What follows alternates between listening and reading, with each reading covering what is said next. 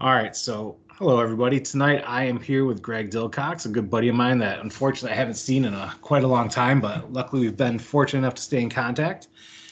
And he's got an exciting project he's been working on getting off the ground for a little while now. Something I've been lucky to be a part of with my buddy Tim as well, and talking about the WandaVision series that we just excitedly finished.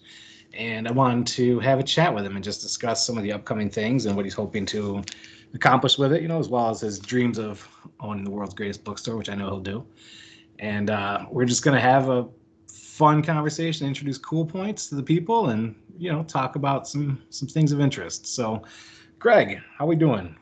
Well, I mean, you hyped me up a little bit too much, especially with that greatest bookstore thing. Greatest bookstore, as long as you want to have an IPA and watch pro wrestling with me after 9 p.m. Hey, I think a lot of people would be down with that. I'm hoping so. But yeah, no, thanks for having me. Coolpoints is something, as you're very familiar with. I'm on my third iteration of it. I've done two different website versions. The first one, you were kind enough to write a couple things with me.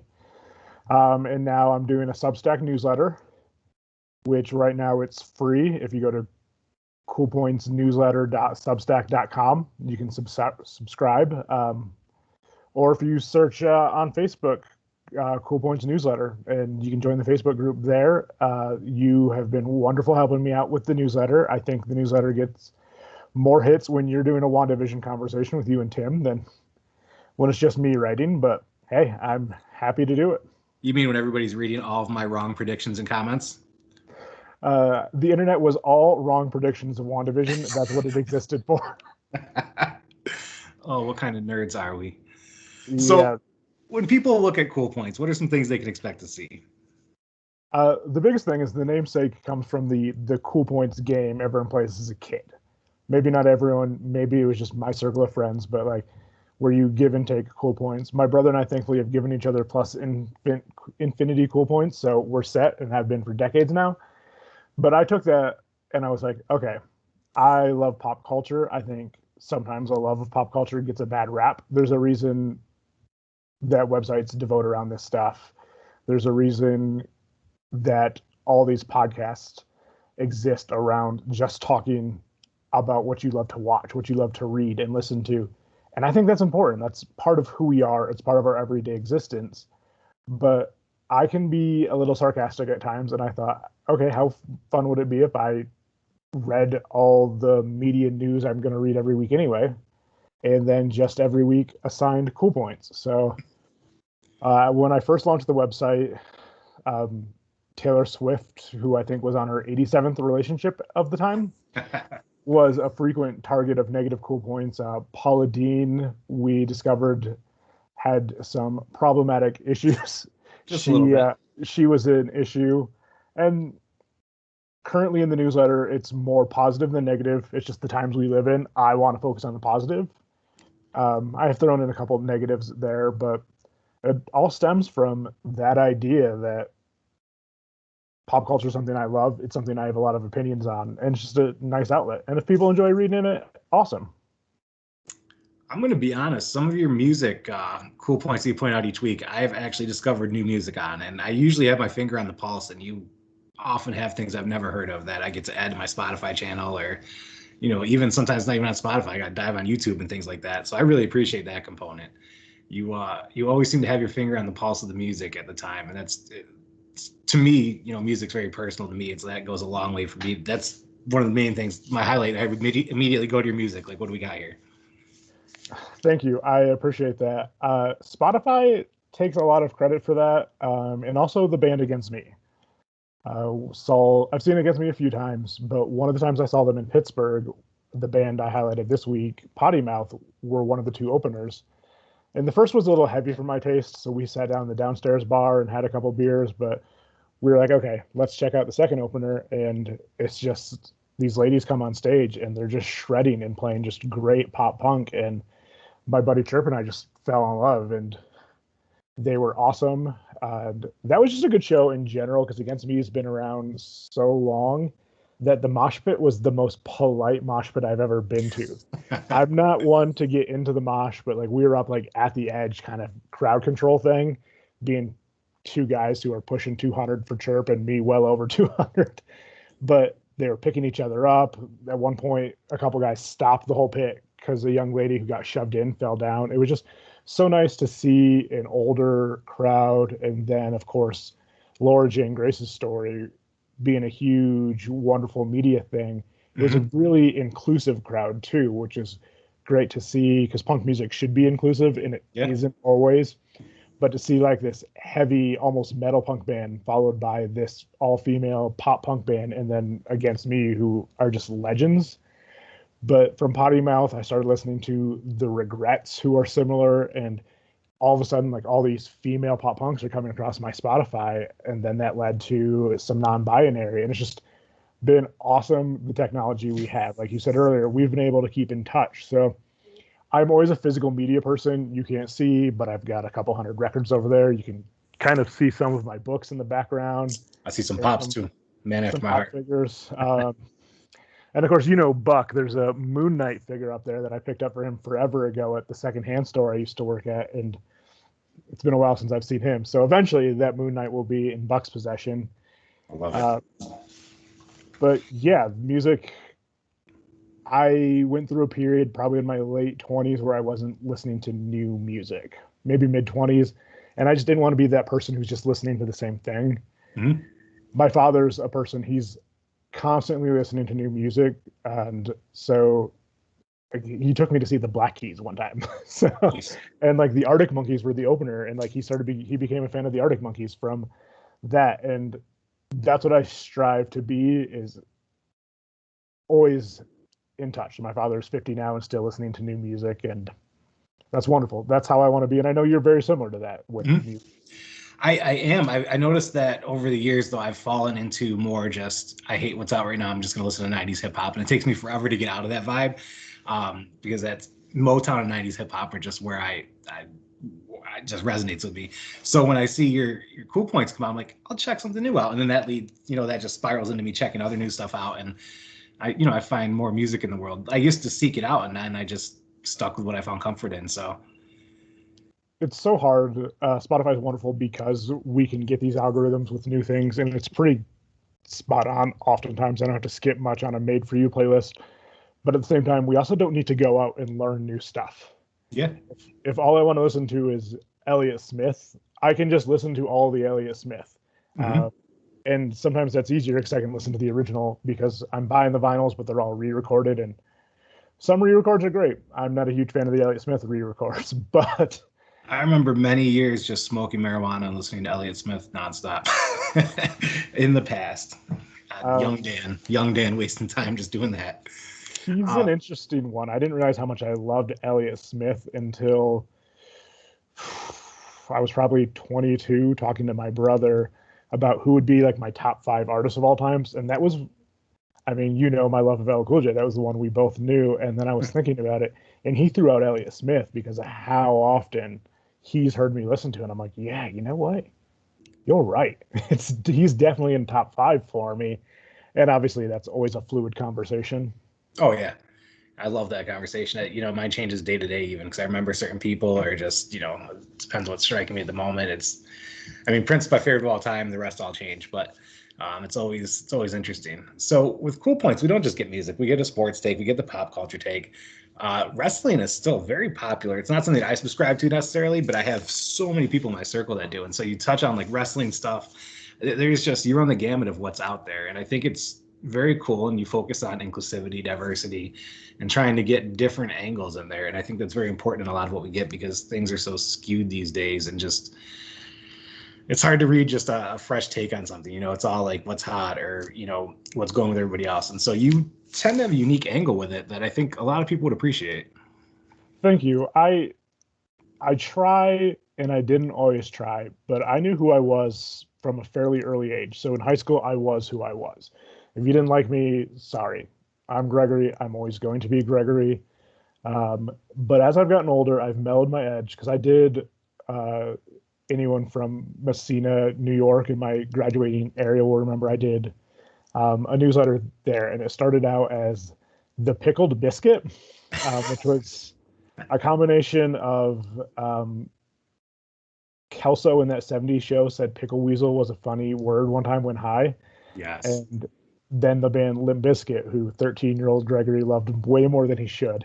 Yes. So I combined the two, and Pickle Biscuit, spelled Bizkit, was my first newsletter.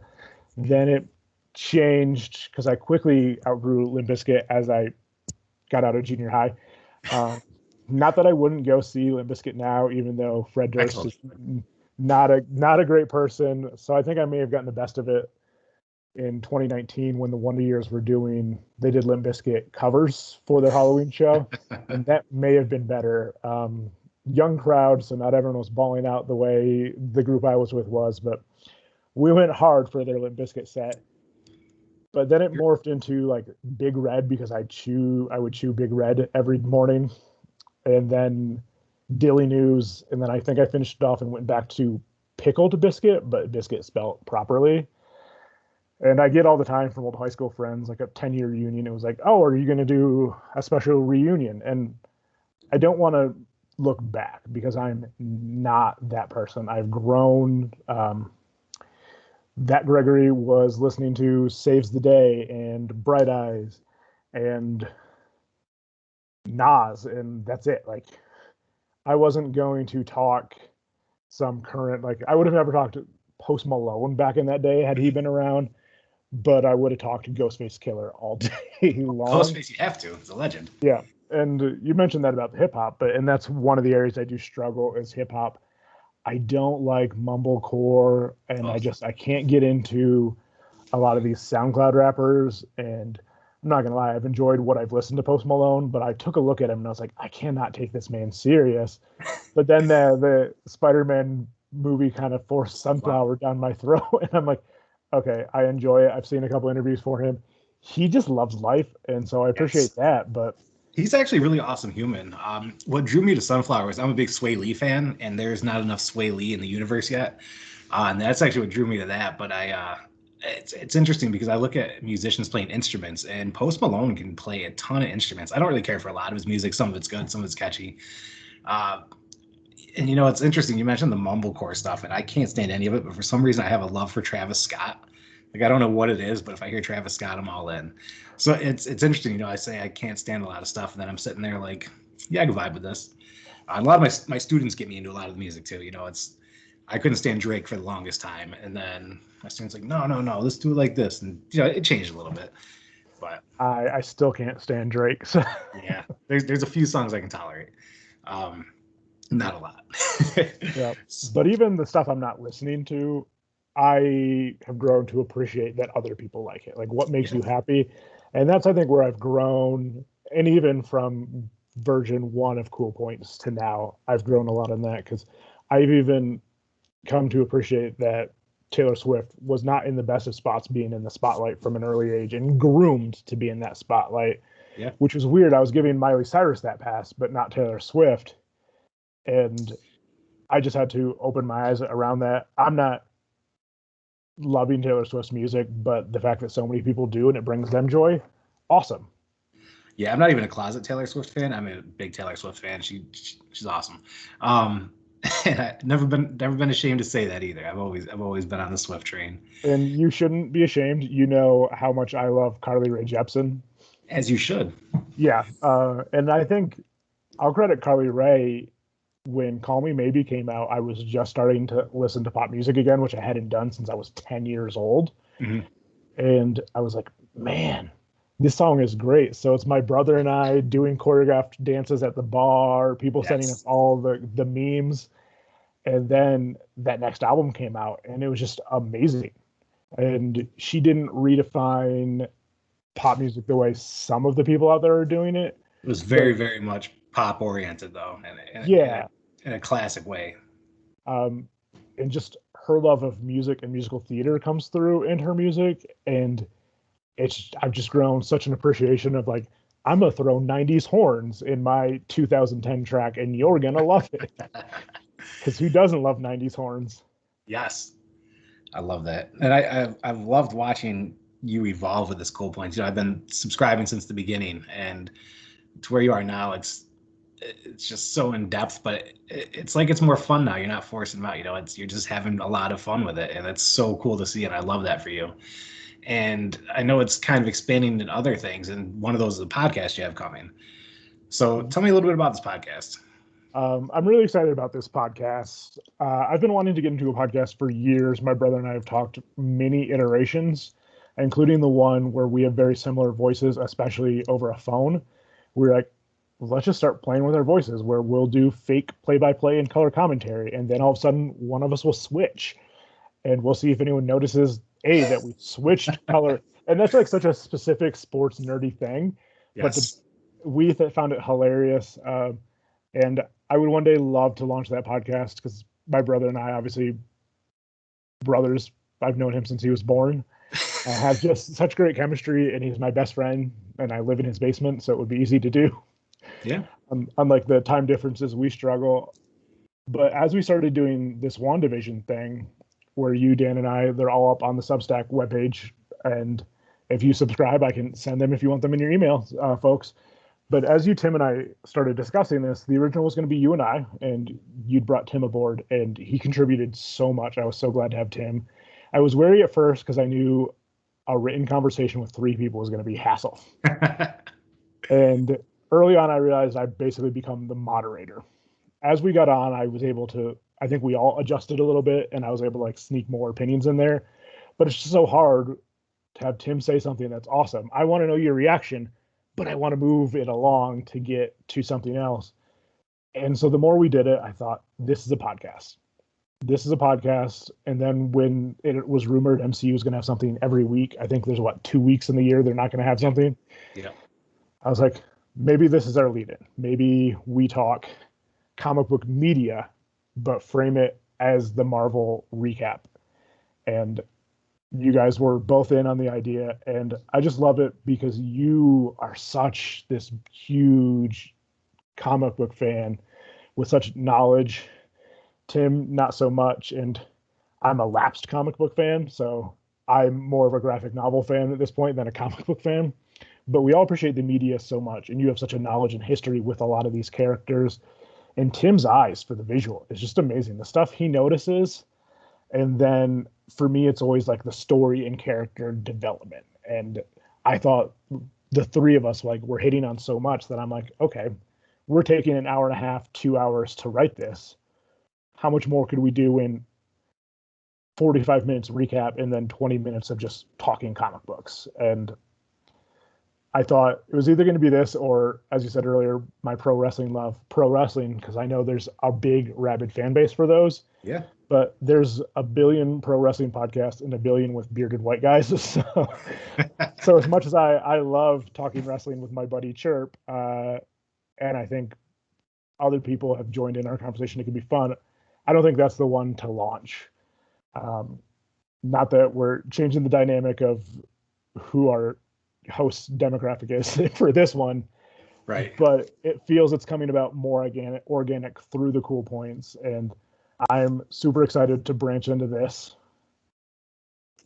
You know, to quote the great Savage Garden, I knew I loved you before I met you. And so to know that you're going to be more than just a moderator of this, and to watch that evolve during our conversations every week, I know we're just typing, but I'm like, I know he's got a reaction, and I'm going to love having that aspect, just the free flow of conversation. And as anybody who read any of our conversations know, I just jump in at random points and say stupid shit. So it's going to be nice to have all three of us just interacting organically. Yeah. I think it's going to be a lot of fun, and I'm very excited to be a part of it. And, bringing Tim onto that it was for his eye. There's so many times him and I watch the same thing, and I'm like, I miss it because I'm looking for certain things, and he points something out. I'm like, wow, yes, your attention to detail is amazing. And then with you, it's the way that you craft questions for all of this and did moderate. I mean, I want you to moderate my life, my interactions with other people to make life smooth for me.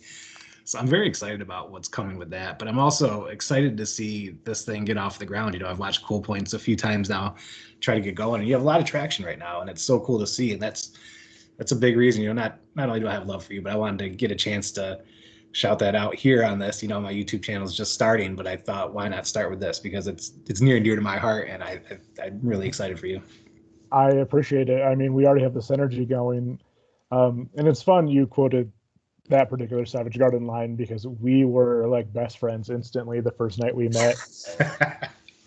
shout out Yes. Roy Alty for introducing us and bringing us together. Shout out to Roy and the Seattle Supersonics. Also, the fact that you love the Chicago Bulls but not Michael Jordan, because we could have not gotten along if you were a Jordan stan. Well, yeah, Scottie Pippen's greatest of all time. Everybody knows that. I mean, I don't disagree. And the great duo of all time was Glove and the Rain Man. So, Yes, yes. Yes, I uh, actually, I remember, just to kind of spin off, I remember I got in trouble as a kid because I traded my Michael Jordan jersey for a Sean Kemp jersey on the basketball court one summer. And my mom got so mad because she didn't know who Sean Kemp was. But she's like, "How do you trade a Jordan jersey?" I'm like, "Because Sean Kemp's better." I remember that because Sean Kemp and Scottie Pippen were my two favorite players, and Dennis Rodman too. So it was and I great. remember you telling me that story, and I told you how jealous I was because that's all I wanted was a Sean Kemp jersey as a kid.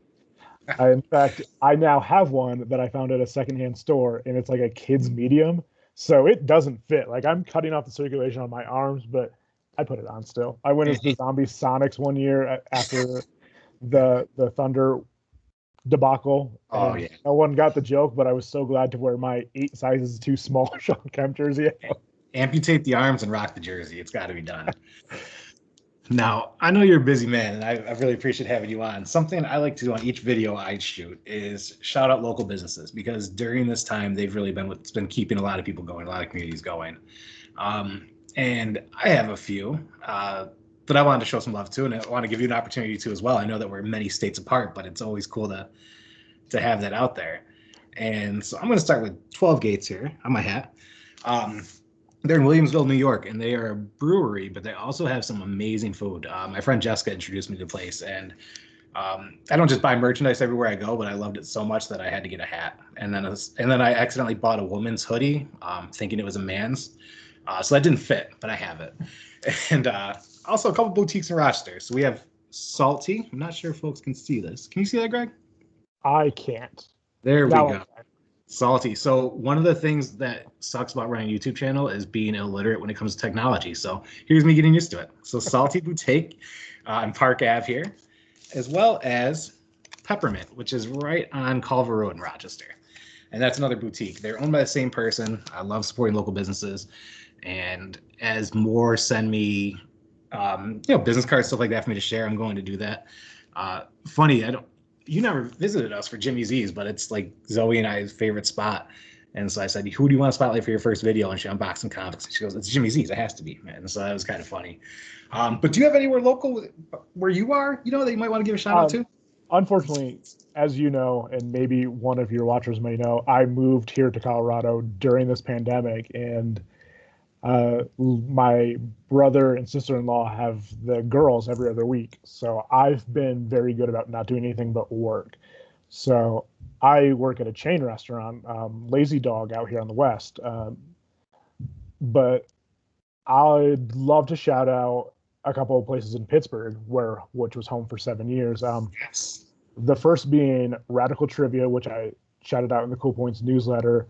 But Jared, the owner, great guy, and he shut down. Like, he owns a trivia company that was doing multiple shows every night of the week. Like, he was making Sundays work, he was making Fridays work. So this really, really crushes him. He's moved it to Zoom. So Tuesdays and Thursdays he does Zoom. I have a couple friends out here in Colorado that I can't see physically, but hop on and join my Pittsburgh Zoom team. He's got a Reddit and a YouTube channel as well. And he's recently started an OnlyFans. If you're interested in that, he's the Jared Evans, 1R on OnlyFans.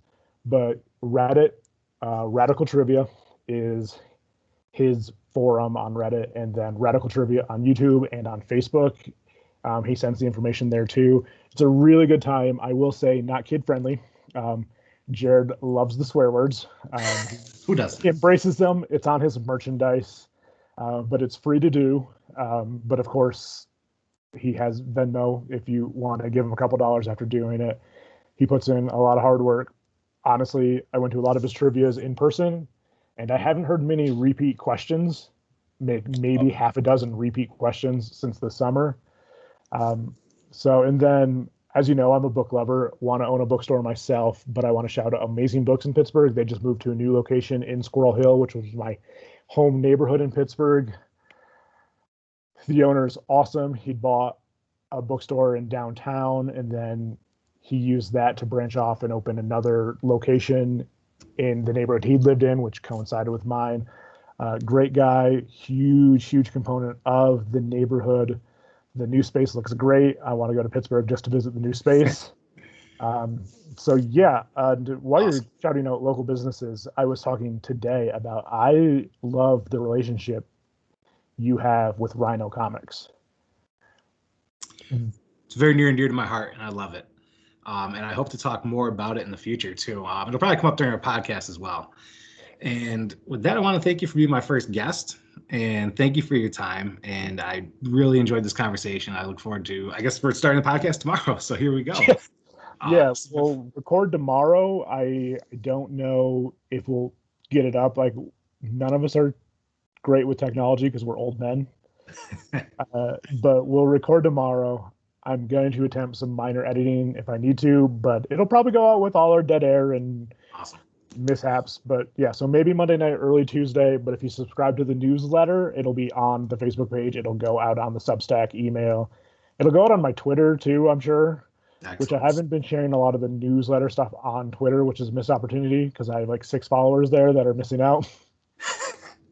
Well, my friend, we will get it out there, and I appreciate your time tonight. I look forward to the future and seeing what becomes of you, and thank you again. Thank you, Dan. This has been fun. Yes. All right, my friend. Much love, everybody. Much love to Greg, and you'll hear a lot more from him in the future. Big things are coming. Have a great night, Greg. Or small to medium-sized things. Have a great night, brother. Good night, man.